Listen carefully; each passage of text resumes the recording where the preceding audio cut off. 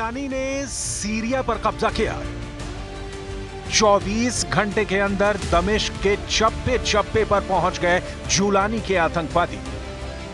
14 दिन के अंदर पूरे सीरिया पर हो गया जुलानी के हयात तहरीर अल शाम का कब्जा। सीरिया के इस आतंकी टेकओवर से हारा कौन, जीता कौन? सीरिया में रूस हार गया, सीरिया में ईरान भी हार गया, सीरिया में तुर्की जीत गया, सीरिया में इजराइल भी जीत गया। जुलानी के आने से क्या अमेरिका जीता कि बुरी तरह फंस गया? पिछले 24 घंटे के अंदर सीरिया में जुलानी की हुकूमत को लेकर अमेरिका से ऐसे सिग्नल आए हैं कि पूरी दुनिया पूछ रही है, क्या अंकल सैम जुलानी के आगे नाक रगड़ने को मजबूर हो गए हैं? अंकल सैम यानी सुपर पावर अमेरिका, क्या अंकल सैम सीरिया में बुरी तरह फंस चुके हैं? जुलानी और अमेरिका का नया कनेक्शन क्या है? एक दशक पहले आईएसआईएस और अल कायदा का हिस्सा रहे जुलानी को सीरिया में बगदादी पार्ट 2 कहा जा रहा है।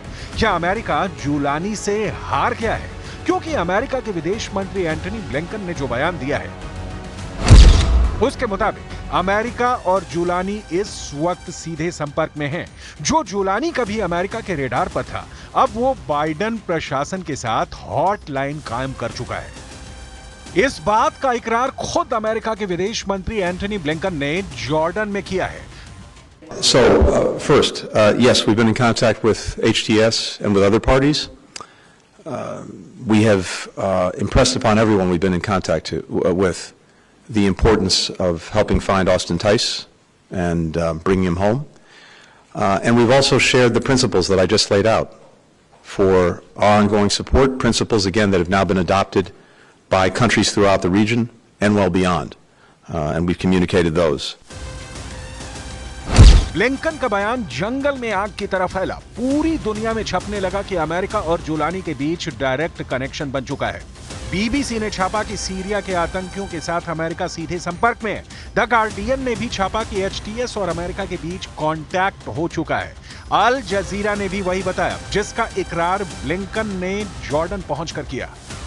सीरिया में जुलानी आया और ऐसी आफत बनकर आया जिसकी उम्मीद सिर्फ तुर्की को थी और इसकी पूरी जानकारी इजराइल को भी थी। अमेरिका ने भी इसमें मदद की, लेकिन जुलानी सीरिया पर चुटकी बजाकर कब्जा कर लेगा, ऐसा बाइडेन ने भी नहीं सोचा था। इसीलिए पूछा जा रहा है कि क्या अंकल सैम जुलानी के आगे नाक रगड़ने को मजबूर हो गए हैं? क्या अंकल सैम सीरिया में बुरी तरह से फंस चुके हैं? ये सवाल इसलिए क्योंकि 2017 में अमेरिका ने जुलानी पर यह पोस्टर ट्वीट किया था। पोस्टर में जुलानी की तस्वीर छापी और लिखा था, इस आतंकवादी को रोकिए। जुलानी पर अमेरिका ने $10 मिलियन का इनाम रखा था। आज के हिसाब से जुलानी के सिर पर आज भी करीब 85 करोड़ रुपए का इनाम है। इस पोस्टर में लिखा है, जुलानी अल कायदा का एक बड़ा आतंकवादी है, उसके बारे में जो जानकारी देगा उसे 85 करोड़ रुपए मिलेंगे। लेकिन आज जुलानी सीरिया में खुलेआम घूम रहा है।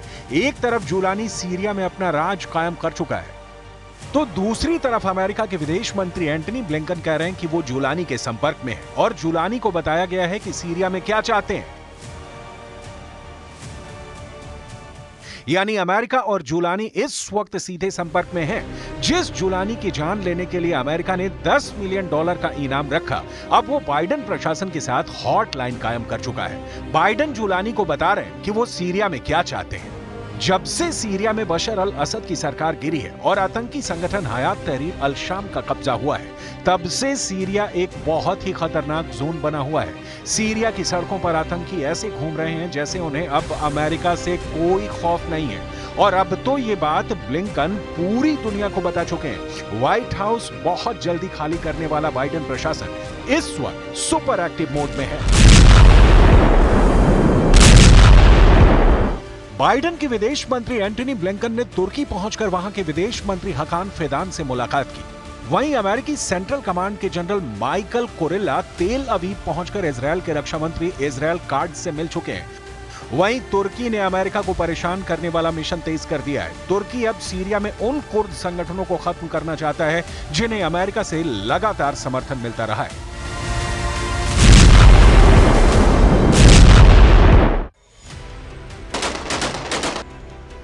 edilmesi, ortadan kaldırılması bizim stratejik hedefimiz. Yani ya bunlar kendi kendilerini feshederler ya feshedilirler, yani yok olurlar. Syria में जब जुलानी के आतंकी संगठन एचटीएस का कब्जा हुआ था, सीरिया के लताकिया का यह वीडियो बार बार वायरल हो रहा है। पिकअप ट्रक पर आईएसआईएस के आतंकी अपने झंडे के साथ भीड़ में परेड कर रहे हैं। मैसेज बहुत साफ है, सीरिया में फिर से आईएसआईएस का कब्जा हो चुका है। अबू बकर अल बगदादी के बाद अबू मोहम्मद अल जुलानी ने बगदादी पार्ट 2 वाला राज कायम कर लिया है। आप इसे आईएसआईएस 2.0 कह सकते हैं, जिन्हें विद्रोही और बागी बताकर तुर्की, अमेरिका और इजरायल ने मदद पहुंचाई। अब उसी जुलानी का आतंकी गुट हयात तहरीर अल शाम ने नए ब्रांड के साथ सीरिया में आईएसआईएस की हुकूमत तैयार कर दी है।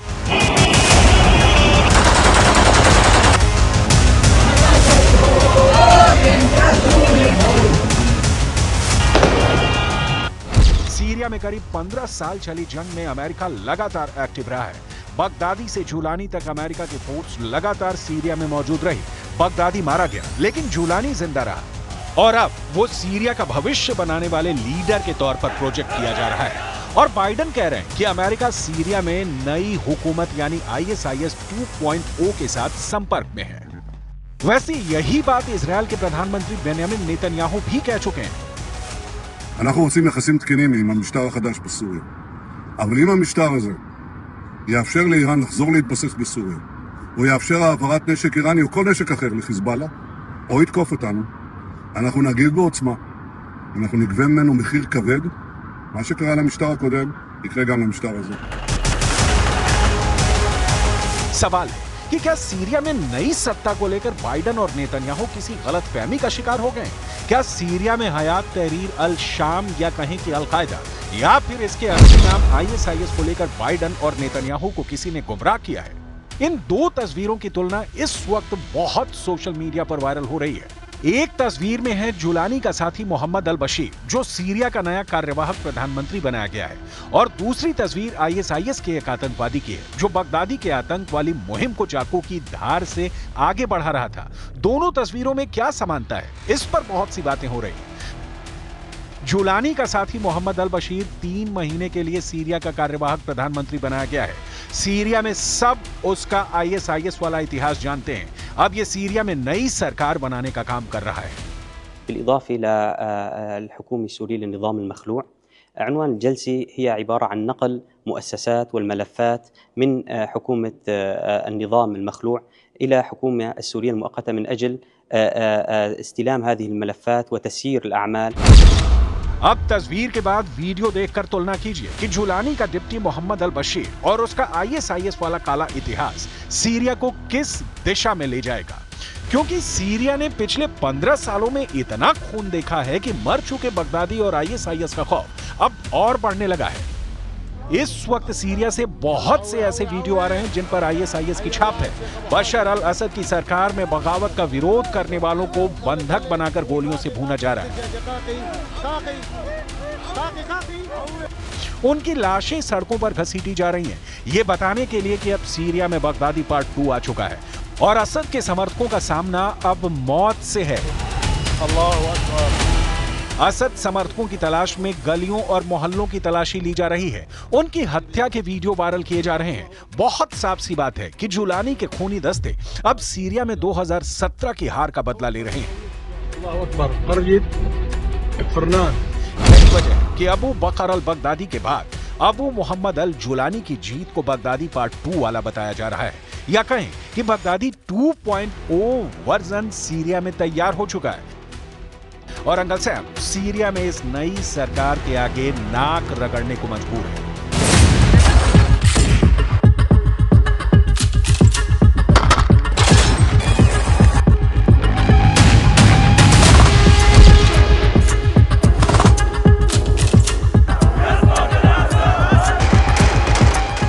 इस पिकअप ट्रक के आगे देखिए आईएसआईएस का झंडा लगा हुआ है।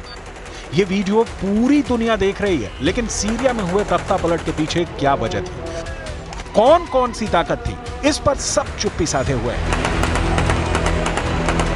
हालांकि सीरिया में गोलान की पहाड़ियों पर पहुंचे बेंयामिन नेतन्याहू बता चुके हैं कि बशर अल असद की सरकार गिरने की क्या बड़ी वजह रही। This collapse is a direct result of our forceful action against Hezbollah and Iran, Assad's main supporters. It set off a chain reaction of all those who want to free themselves from this tyranny and its oppression. Syria ही नहीं, अब Syria के पड़ोसी देशों के लिए भी आने वाला वक्त खतरे से खाली नहीं है। युद्ध कहां, कब शुरू होगा, ये अब अमेरिका और इजराइल से ज्यादा जुलानी तय करेगा। सीरिया में तो उसने बिना लड़े दमिश्क पर कब्जा कर लिया। सवाल है कि क्या अब उसका टारगेट तेल अवीव होगा या फिर वो बाकी अरब मुल्कों पर नजर गड़ाएगा। और अमेरिका के लिए सबसे बड़ी चिंता, जिस आतंकी जुलानी का उसने पोस्टर जारी किया, $10 मिलियन का इनाम घोषित किया, क्या वो अब अमेरिका का दोस्त बनकर सीरिया पर राज करेगा।